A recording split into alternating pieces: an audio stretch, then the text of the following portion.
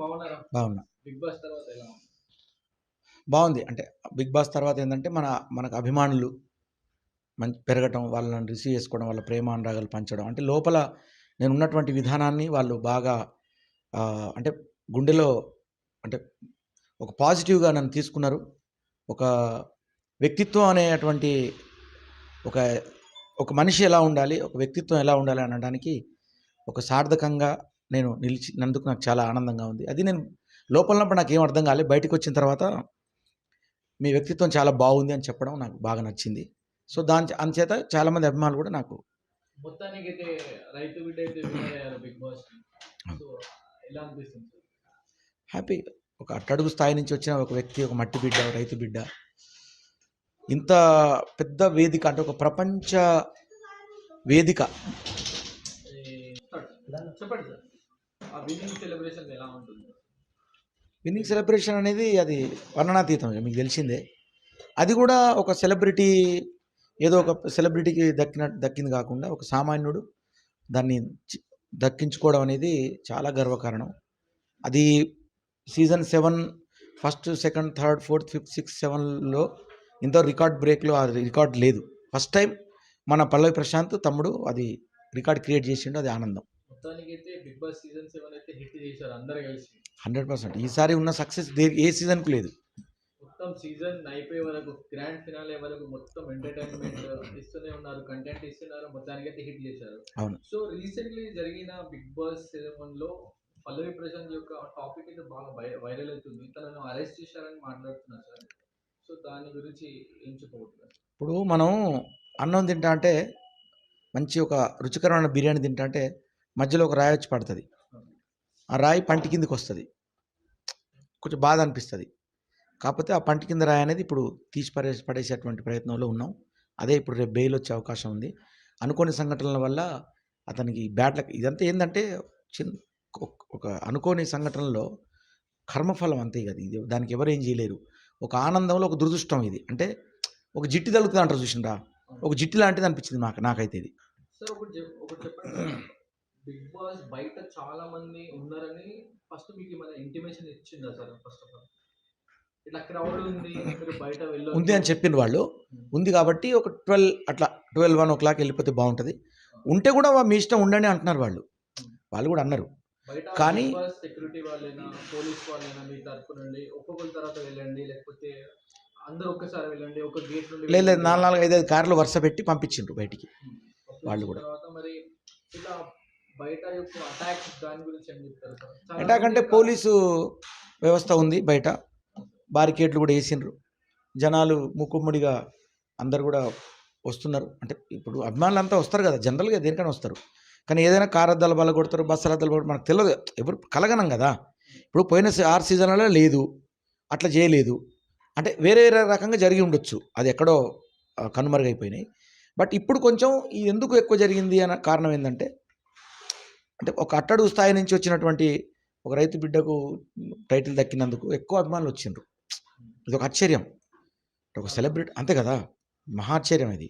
అంత పెద్ద ప్రపంచ వేదిక మీను టైటిల్ దక్కించుకున్నాడంటే ఆనందకర విషయం. కాబట్టి ఎక్కువ జనం గుమిగూడిండ్రు, ఎక్కువ అభిమానులు వచ్చిండ్రు తన కోసం. నార్మల్గా అందరి కార్స్ వచ్చినాయి, అందరి కంటెస్టెంట్ బయటికి వచ్చారు. కానీ స్పెసిఫిక్ గా జీతు రాయలు, అశ్విని, అమర్దీప్ మీదనే ఎందుకు అటాక్ జరిగింది? ఆట సందీప్ కూడా మంచిగా ఆడారు, కొద్దిగా అలా ఉంది కూడా, కొందరి మీదనే అటాక్ చేశారు వాళ్ళు. అలా ఎందుకు అన్నా? అంటే ఇంకొక 3, 4 మీద అటాక్ చేస్తే బాగుంటుందా? అది మేము అంటే బ్యాడ్ లక్లో వాళ్ళకి జరిగింది, గుడ్ లక్ కొంతమంది ఇది చేసిండ్రు. బట్ అక్కడ జనంలో ఎవరు మంచోళ్ళు ఎవరు చెడ్డోళ్ళు, కొంతమంది అభిమానులు మంచోళ్ళు ఉంటారు, కొంతమంది తాగో తలుపో ఏదో జరిగి ఉంటుంది అక్కడ సంథింగ్. అంటే అల్లరి మూకలు ఎక్కడైనా ఉంటారు. ఇప్పుడు ఒక 5,000, 10,000 మంది ఉన్నప్పుడు అందరూ కరెక్ట్ ఉంటారు కదా, అందులో 10 మంది తేడా ఉంటారు. ఆ 10 మంది తేడాతో ఏమైంది, అంతా డిస్టర్బ్ అయ్యేది. కార్ అద్దాలు పలగొట్టడం ఓకే, అక్కడ ఆర్గ్యుమెంట్స్ అంతా చేశారు ఒకటి. కానీ పబ్లిక్ ప్రాపర్టీ యొక్క బస్సెస్ కొద్దిగా పలగొట్టారు, అది ఎలా? అదే చెప్తాను. ఇప్పుడు పబ్లికా అది ప్రైవేటా అని కాదు. అక్కడ అల్లరి మూకలు విజృంభించినప్పుడు ప్రైవేట్ పబ్లిక్ అనేది వాళ్ళు ఏం చూడరు. సో దానికి సంబంధించి ల్యాండ్ అని వాళ్ళకు పోలీస్ వ్యవస్థ అయితే ఏదైతే ఉందో వాళ్ళందరూ చూసుకోవాల్సిన అవసరం ఉంటుంది. వాళ్ళు కూడా పాపం కష్టపడ్డరు. నేను వాళ్ళని అపార్థం చేసుకోవట్లేదు. వాళ్ళ ధర్మ ప్రకారం వాళ్ళు ఉన్నారు. అంతా బాగానే చేసిండ్రు. కాకపోతే మధ్యలో ఏందంటే బ్యాడ్ లక్ పల్లవి ప్రశాంత్ తీసుకుపోయి అందులో జైలు వేయడం అనేది ఇవాళ అన్నగారు మరి వినోద్ అన్న గారు అనేది లేకపోతే ఇవాళ పరిస్థితి ఏంటి? ఆయనే లక్కీగా ఆయన టక్కున నా స్టూడియోకి రావడం అంటే నేను చెప్పగానే స్పందించడం. ఆయనతో పాటు ఎంతోమంది ఇవాళ లక్ష్మణ్ అన్న అని, సీన్ అన్న అని ఇంకో ఆయన డిఫెన్స్ చేశారు కదా! ఆయన.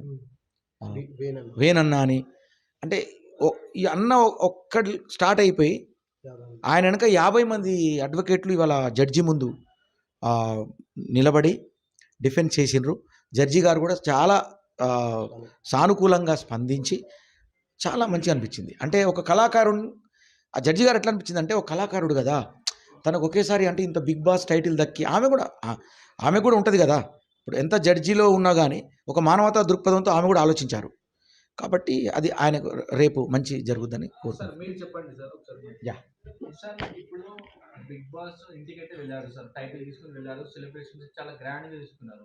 మొత్తం అయిపోయిన తర్వాత మార్నింగ్ వచ్చేసి ఏం ఇంటిమేషన్ లేకుండా పల్లవి ప్రశాంత్కి పారిపోయాడు, ఎక్కడో వెళ్ళిపోయారని చెప్పారు. తర్వాత మళ్ళీ మార్నింగ్ వచ్చేసి నైట్ వచ్చేసి అరెస్ట్ చేశారు ఇంటిమేషన్ లేకుండా. వాళ్ళ ఫ్యామిలీ పరిస్థితి చూడకుండా, వాళ్ళ ఫ్యామిలీ రిలేటివ్స్ చూడకుండా వచ్చి డైరెక్ట్ అరెస్ట్ చేశారు. మళ్ళీ వాళ్ళ ఫ్యామిలీ ఫాదర్ ఏమంటున్నారంటే తీసుకుపోయేటప్పుడు మాకు ఇంటిమేషన్ ఇవ్వలేదు, గెంటేస్తున్నారు కార్లా, మాది చూసి మాకు చాలా బాధ వేసింది, అది చూడలేకపోయాం. ఏమైనా మా కొడుకు ఏమైనా చేశాడా, ఏమైనా దేనికేమైనా చేశాడా, అట్లా ఎందుకు అట్లా చెప్తున్నారు సార్. ఇప్పుడు యాక్చువల్‌గా ఏమైతదంటే సెలబ్రిటీస్ ఉన్నప్పుడు ఈ దేశంలో వాళ్ళకు సంబంధిత పోలీస్ స్టేషన్‌లో ఏదైనా పర్మిషన్ తీసుకుంటారు. చిన్న చిన్న ఫంక్షన్‌లున్నా, ఏదున్నా. ఈ లా అండ్ ఆర్డర్ ప్రాబ్లమ్‌లో ప్రపంచీకరణ నేపథ్యంలో అత్యాధునిక టెక్నాలజీలో హైదరాబాద్ ఉన్న వ్యవస్థలో ఇంటెలిజెన్స్ వ్యవస్థ ఉంటది. వివిధ రకాల వ్యవస్థలుంటాయి. ఇప్పుడు ఏదైనా ఫంక్షన్ అయినప్పుడు సెలబ్రిటీలకు ఫంక్షన్‌లో పోలీస్ పర్మిషన్ తీసుకుంటారు.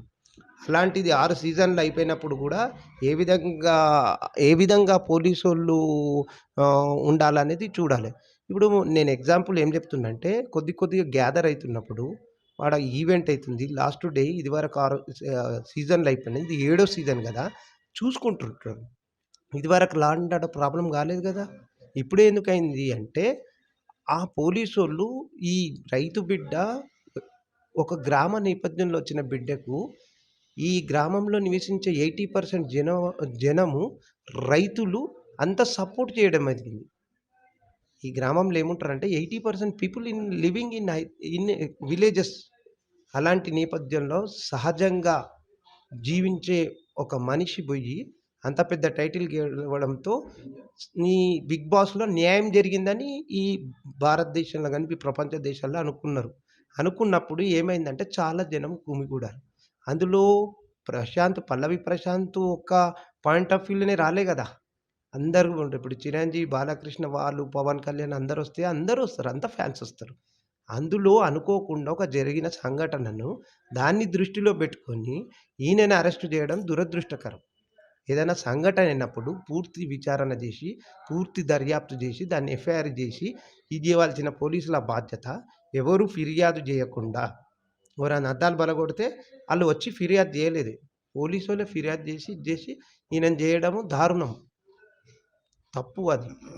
ఇంకోటి సార్, ఇప్పుడు పల్లవి ప్రశాంత్ ఆల్రెడీ ఇంటిమేషన్ ఇచ్చారు, బయటికి రాకండి, లా అండ్ మిస్యూజ్ అవుతుంది, వెళ్ళకండి అంటే ర్యాలీ కూడా తీశారు కదా, మరి దాని గురించి. ఇప్పుడు లా అండ్ ఆర్డర్ ప్రాబ్లమ్ అయితుందంటే నువ్వు పని చేయనట్టే గదా! పోలీస్ వ్యవస్థ ఉన్నది. ఇంత బెటాలియన్ ఉంది. హైదరాబాద్ ఇంత పోలీస్ వ్యవస్థ ఉంది. నూతన ప్రభుత్వం ఏర్పడినప్పుడు చిన్న చెదురుమదురు సంఘటన చేసుకున్న బాధ్యత ఒక ప్రభుత్వ పోలీస్ అధికారిది ఉంటది. దీనికో వ్యవస్థ ఉంటది. ఆ వ్యవస్థ మొత్తం వచ్చి పనిచేయాలె. బయటికెళ్ళొద్దు, ఇట్లా పోవద్దు, అట్లా పోవద్దన్నప్పుడు ఈళ్ళందరిని క్లియర్ చేసే బాధ్యత వాళ్ళది ఉంటది గదా! సార్ ఇప్పుడు చెప్పండి సార్ ఒకటి, నార్మల్‌గా సుమోటోగా కేస్ ఫైల్ చేశారని చెప్తున్నారు. ఆ కేసు యొక్క ఫైల్స్ ఉన్నాయి కదా కేసెస్, సెక్షన్స్. సెక్షన్స్ గురించి కొద్దిగా చెప్పండి. ఆ సెక్షన్ సెక్షన్స్ నార్మల్‌గా ఎవరివి పెడతారు? నార్మల్‌గా ఇప్పటిదాకా ఏ సెలబ్రిటీకి అలాంటి కేసెస్ పెట్టలేదు. ఇప్పుడు ఆ సెక్షన్స్ కూడా పెట్టలేదు. అవి ఎందుకు పెట్టారు సార్? ఇప్పుడు ప్రభుత్వ ఆస్తి ధ్వంసమైంది. ఆ ఆ బస్ కార్పొరేషనోళ్ళు ధ్వంసమైందని కేసు పెట్టారు. పెట్టినప్పుడు దానికి సంబంధించిన దాన్ని పూర్తి విచారణ చేసి ఎవిడెన్స్‌తోని జేసి పోలీసులు దర్యాప్తు జేసి కేసు పెట్టాలి. ఏమైందంటే ఓ సెలబ్రిటీ మీద ఆయన బొయ్యి ధ్వంసం జేషిండా? గుమిగూడి ఆయుధాలతోని దాడి జేషిండా? ప్రభుత్వ ఆస్తులేమన్నా ఇది జేషిండా? జనరల్‌గా ఆయనొచ్చిండు. మీరెళ్ళిపోండి అంటే ఒక 10,000 మంది నుంచి ఈ రూట్ నుండి ఎళ్ళిపోరంటే ఆ రూట్ నుంచి గూడా పబ్లికొచ్చిర్రు. వచ్చినప్పుడు ఎట్లా ఎళ్ళిపోతారు? నువ్వు క్లియరెన్స్ ఇస్తేనే గదా ఎళ్ళిపోయేది. ఇది ఏం వైఫల్యం అంటే అక్కడ లా అండ్ ఆర్డర్ ప్రాబ్లమ్ అయితదని తెలిసి ఉదయం నుంచి సాయంత్రం దాకా బిగ్ బాస్ వచ్చినప్పుడు తగు జాగ్రత్తలు పోలీస్ వ్యవస్థను ఉంచుకొని ఇది జేసుకొని క్లియర్ జేయాలా లేదా? ఇంకోటి సార్, మీరు నిన్న అక్కడ వచ్చేసి జూబ్లీ పోలీస్ స్టేషన్‌లో క్షమాభిక్ష అనేది ఉంటదని బోలే షావులి గారు కూడా చెప్పారు నిన్న. దాని గురించి మాట్లాడుతుంటే ఏసీబీ గారు కూడా వినకుండా ఇవన్నీ మీకు తెలుసు కదా అని దానికి చెప్తున్నారు మీకు. క్షమాభిక్ష ఉంటది అంటే మాట్లాడకుండా వెళ్తున్నారు. మరి దాని మీద ఏం ఫీల్ అవుతారు? ఇప్పుడు ఫస్ట్ ఏమో అంటే నార్మల్‌గా సెలబ్రిటీకి ఎవరికైనా కామన్ మ్యాన్‌కైనా క్షమాభిక్ష అనేది ఉంటది కదా! క్షమాభిక్షను ఏముందది చట్టానికి అంతా అతీతులే. ఆ! ఇప్పుడు మన పల్లవి ప్రశాంతు దాడి జేస్తే కేసయితది. ఆ! చేయకుండానే కేసు పెడితే ఎట్లయితది? కాకపోతే ఏందంటే, ఆ సంఘటన జరిగిన నిజం చేసిన వాళ్ళను చట్టరీత్యా చర్య తీసుకొని పల్లవి ప్రశాంత్‌ని ఇది జేసేసి సెలబ్రిటీ ఉన్నావు నువ్వు ఇట్లా క్రమశిక్షణ మెలగాలని మందలించి పంపియాలె. కానీ ఇష్టానుసారంగా కేసులు పెట్టి ఇది చేస్తే న్యాయ వ్యవస్థ ఉంటది గదా! ఆయన ఇష్టానుసారంగా వ్యవహరించడం గూడా కరెక్ట్ గాదు గదా! దీనికో సిస్టమ్ ఉంటది గదా! సార్, ఈరోజు నాంపల్లి క్రిమినల్ కోర్ట్‌లో అయితే ఆర్గ్యుమెంట్స్ జరిగాయి కదా! సో, దాని గురించి చెప్పండి సార్. ఎలా ఎలా జరిగాయి? సో, మీరు ఎలా రియాక్ట్ అయ్యారు? బె వాళ్ళు ఏమేమి అడిగారు మిమ్మల్ని? ఇప్పుడు ఆయన ఎన్ని గంటలకున్నాడు? ఎన్ని గంటలకు కేసు పెట్టిర్రు? ఏం జరిగింది? ఆయన రిమాండ్ షీట్‌లని ఆయన ధ్వంసం చేసినట్టు ఎక్కడ పేర్కొనలే గదా! ఇష్టానుసారంగా సెక్షన్‌లు పెట్టి మోటార్ వెహికల్ యాక్ట్ అవన్నీ పెడితే నీకు ఏమంటారు? ఇసుంతారా అంటే ఇల్లంతా నాదే అన్నట్టు ఉన్నది వ్యవహారం. నువ్వు పరిశీలించాలండి. కోట్ల మంది ప్రజలు ఒక రైతు బిడ్డను గౌరవించి ఓట్లేసిర్రు.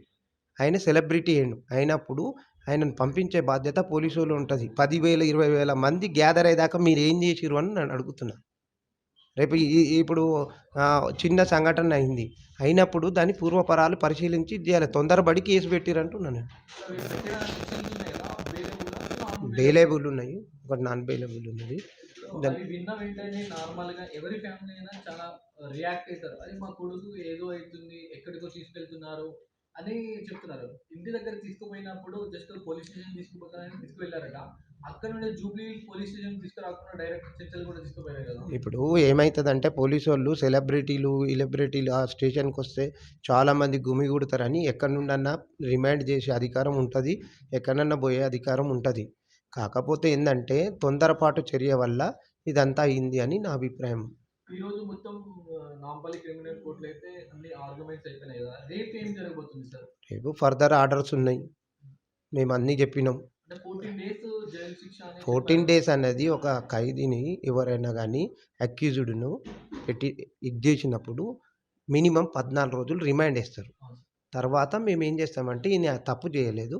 వెంటనే విడుదల జేయండని మేమంటాం అంతే. బెయిల్ వచ్చిన తర్వాత ఎన్ని రోజులకి రిలీజ్ బెయిల్ చేస్తారు? రేపు ఈవినింగ్ వస్తే రేపు ఈవినింగ్ వచ్చేస్తాడు. బెయిల్ ఇస్తే బెయిల్ మంజూరు చేస్తే రేపు ఈవినింగ్ 7 గంటల వరకు వచ్చేస్తాడు సార్, అట్లా. ఇంకోటి సార్, అంటే ఒక వీడియో అయితే వైరల్ అవుతుంది. అక్కడ ఒక జైల్‌లో వచ్చేసి వితౌట్ చెప్పులు లేకుండా చాలా నీరసంగా, అసలు నేనేం తప్పు చేయనప్పుడు నన్ను ఇట్లా తీసుకుపోతున్నప్పుడు ఒక వీడియో వచ్చింది జైల్‌లో. హ్మ్. చూసారా సార్ మీరు? చెప్పులు లేకుండా జైల్‌లా వాళ్ళ ఇ తమ్ముడిని కూడా చాలా, అంటే అసలు అన్నం తినకుండా వీడి చాలా నిరుత్సాహంగా ఉన్నాడు. జైల్ చూస్తుంటే చాలా వాళ్ళ ఫ్యామిలీ అయితే బాధపడుతుంది. అలాంటి వీడియోలున్నప్పుడు ఈ పోలీసోళ్ళే జైళ్ళ శాఖ అధికారులు, తెలంగాణ గవర్నమెంట్ పోలీస్ శాఖ వారు ఆ జైలుల్లో ఉన్న అన్ని వీడియో క్లిప్ ఎవరు తీసిర్రనేది చూసి చరిత్రది దీన్ని సుమోటోగా ఏసి కేసు పెట్టాలె. ఆ! అదే సార్. ఇప్పుడు మీరు పొద్దున వచ్చేసి నాంపల్లి క్రిమినల్ కోర్ట్‌లో అయితే మీరు మీరు ఒక రూల్స్ అయితే పాటించారు. ఇక్కడ వీడియో తీసుకోవద్దు, ఇట్లా బయటకొచ్చి తీసుకోవాలన్నప్పుడు వాళ్ళు వీడియో రిలీజ్ చేశారు కదా! వీడియో రిలీజ్ బావుంది. జేసిర్రనుకో, ఇప్పుడు పోలీసు వ్యవస్థ ఎలాంటి సుమోటో కేసు పెట్టిందో, అలాంటి సుమోటో కేసు విచారించి ఎవరిని బాధ్యులైన వారిని దాన్ని పునఃపరిశీలించి వాట్సాప్‌లో వచ్చినది డిపార్ట్‌మెంట్ పంపించి, ఆ రిలీజ్ చేసిన దాన్ని ఇమ్మీడియేట్‌గా దాన్ని సుమోటోగా కేసేసి వెంటనే సస్పెండ్ సార్, జేయాలి. భోలేషా గారు చెప్పండి హ్మ్. ఒకటి. ఓకే. లాస్ట్ క్వెషన్ ఇది. ఇప్పుడు నార్మల్‌గా కామన్ మ్యాన్‌గా పల్లవి ప్రశాంత్ వచ్చారు. ఇది ఇష్యూ వల్ల వచ్చే సీజన్‌లలో కామన్ మ్యాన్‌కి ఛాన్స్ ఉంటదా? మళ్ళీ ఉంటది. ఇలాంటి ఉండి సిట్యుయేషన్ ఉంటది. జరగడం వల్ల కామన్ మ్యాన్ తెలంగాణలో 4 కోట్ల జనాభాలలో ఎవరికైనా మళ్ళీ జాబ్ చేసి తీసుకుంటారా బిగ్ బాస్‌ల? లేకపోతే అంటే ఎవరు కామన్ మ్యాన్‌కి రాలేదు. ఇస్తున్నారు. ఎవ్రీ సీజన్‌లో కామన్ మ్యాన్ జనరల్‌గా వస్తున్నారు. ఇప్పుడు ఈసారి కూడా ఇచ్చిండ్రు. వచ్చేసారి కూడా ఇచ్చే అవకాశం ఉంటది. ఒక కామన్ మ్యాన్ అందులో ఒక్కొక్క జోనర్ నుంచి ఒక్కొక్క ఇదిగా ఇస్తారు. టాలెంట్ చూసి ఇస్తారా? లేకపోతే టాలెంట్ అంటే అతను కొంచెం అంటే యూట్యూబ్‌లో, వాట్సాప్ మన రీల్స్‌లో లేకపోతే ఇది ఇన్‌స్టాలో ఎఫ్‌బీలలో అంటే ఇట్లాంటి పబ్లిసిటీ అయి ఉండి ఎక్కువ ఫాలోవర్స్ ఎక్కువ సబ్‌స్క్రైబర్స్ ఉన్న ఉండి ఉన్నటువంటి క్యాండిడేట్ అయితే ప్రిఫరెన్స్ ఇస్తారు. అది కామన్ మ్యాన్స్‌లో. ఇంకోటి సార్, మీరు ఏమైనా వాళ్ళ ఫ్యామిలీతో మాట్లాడారా? ఏమైనా ధైర్యం చెప్పారా వాళ్ళకి? ఏ ఫ్యామిలీ ఎవరు? పల్లవి ప్రశాంత్ వాళ్ళ ఫ్యామిలీ మొత్తం పక్కనే ఉన్నారు కదా, అంతా కలిసే కదా. భోజనం దగ్గరుండి పెట్టించే వాళ్ళ నాన్న ఆరోగ్యం బాగాలేదు. ఆయన తింటే వామిటింగ్ వస్తుంది ఆయనకి. అంటే ఆయనకు హై బీపీ వచ్చింది. దాంతో టాబ్లెట్ వేసుకున్నా కూడా తగ్గట్లేదు. ఆయన బాగా ఆలోచించి బాగాలేడు ఆయన అసలు. చాలా పేషెంట్ అయిపోయింది ఆయన. వాళ్ళ మమ్మీ కూడా బీపీ ఉందని తెలుస్తుంది. ఉంది. ఆయనకు కూడా ఉంది. ఆమెకు ఇలాంటి ఉంది. విన్న వెంటనే వాళ్ళకు ఏమైనా అయితే ఇలా situation? ఇప్పుడు అట్లనే సేమ్ అదే నేను ఇవాళ మధ్యాహ్నం అదే అనుకున్నాం మేము. మీరు జాగ్రత్తగా ఉండాలని వాళ్ళకు కొంచెం సూచనలు ఇచ్చేసినాం. టైంకు తినాలి, టైంకు టాబ్లెట్ వేసుకోవాలని కూడా చెప్పినాం. ఫైనల్‌గా ఒకటి చెప్పండి సార్. ఫైనల్‌గా ఈ కేసు ఏమైపోతుంది సార్? ఏం కాదు, ఏమవుతుంది? అంటే నార్మల్‌గా విలేజ్ పీపుల్స్ అయితే చాలా మంది భయపడతారు. భయపడరు. వాళ్ళు చెప్తారు. పోలీస్ స్టేషన్ అయినా, జైలు అయినా చాలా మంది భయపడతారు. సో చిన్నదానికి పెద్దగా చేస్తారు. ఫైనల్‌గా ఇప్పుడు కేసు అనేది ఎలా ఉండబోతుంది? క్లోజ్ ఎప్పుడైతుంది? ఎప్పుడు బయటకు దానికో చట్టరీత్యా వాళ్ళు ఛార్జ్ షీట్ వేయాలి. దానికో ప్రాసెస్ ఉంటుంది, కోర్టు ప్రాసెస్ ఉంటుంది. దాన్ని మేము ఛాలెంజ్ చేస్తాం. తప్పుడు ధృవీకరణ ఎట్లా చేసిండు అని ఛాలెంజ్ చేసి తర్వాత ఫర్దర్గా ఉంటుంది. పల్లవి ప్రశాంత్ వాళ్ళ ఫ్యామిలీకి ధైర్యం చెప్పడానికి సిద్ధంగా ఉంటారు సార్. ఏమన్నా పల్లవి ప్రశాంత్ వాళ్ళ ఫ్యామిలీని నేను బోలే అన్న 24 గంటలు మా సొంత అమ్మ నాన్న లెక్క చూసుకున్నాము. వాళ్ళ తమ్ముళ్ళను దగ్గరుండి చూసుకున్నాము. మా ఇంటికి కూడా రమ్మని చెప్పి మా ఇంట్లో కూడా ఉంచుకున్నందుకు కూడా సిద్ధం ఉన్నాము. బోలే అన్న అన్నీ చూసుకున్నాడు. వాళ్ళకు ఇన్ని లక్షల రూపాయలు వచ్చినాయి కదా, మేము ఒక్క రూపాయి లేకుండా మేమే ఖర్చు పెట్టి సాధారణ రైతు కుటుంబాన్ని ఈ భారతదేశంలో ఎవరున్నా కానీ మమ్మల్ని ఆదర్శంగా తీసుకోండి. ఒక సామాన్య జనాన్ని కాపాడుకునే హక్కు మనిషికి మనిషే ఉంటుంది. మేము ఒక్క రూపాయి తీసుకోము. ఏ రైతు వచ్చినా ఏమొచ్చినా కానీ న్యాయబద్ధంగా ఇది చేసేసి ఇలాంటి సంఘటనలు మరొకసారి కాకుండా చూసుకోవాలని కోరుకుంటున్నాం. 50-60 మంది ఉంటారు. 50 మంది ఒకేసారి 50 మంది. మాకు ఎక్కడైనా ఎప్పుడు కానీ నేను నా 10 కామన్ మ్యాన్ ఇంత సపోర్ట్ ఇస్తున్నారు. అంటే తప్పు చేయని వ్యక్తి కాబట్టి హైఫై వ్యక్తికైనా కూడా ఎంత గొప్ప వ్యక్తి హైఫై వ్యక్తులకు కూడా ఇంతమంది లాయర్లు ఒక కోర్టుకు జడ్జి ముందు నిలబడి డిఫెన్స్ చేయరు నాకు తెలిసి. అయితే ఫస్ట్ టైం నా లైఫ్లో సినిమాల్లో కూడా చూడలేదు. సినిమాల్లో కూడా ఒక్కొక్క లాయర్ని చూసిన ఇట్లా వాళ్ళ తరఫున లాయర్ వీళ్ళ తరఫున లాయర్ ఉంటారు. బట్ పల్లవి ప్రశాంత్ తరఫున 50 మంది లాయర్లు జడ్జి గారి ముందు డిఫెన్స్ చేయడం నేను కళ్ళారా చూశాను. జడ్జి గారు కూడా సానుకూలంగా ఆమె స్పందించి చాలా చిరునవ్వుతో తప్పకుండా అండి నేను దీన్ని విచారిస్తాను, రేపు మీరు రండి అని చెప్పి పాజిటివ్గా స్పందించారు. Thank you so much. Thank you.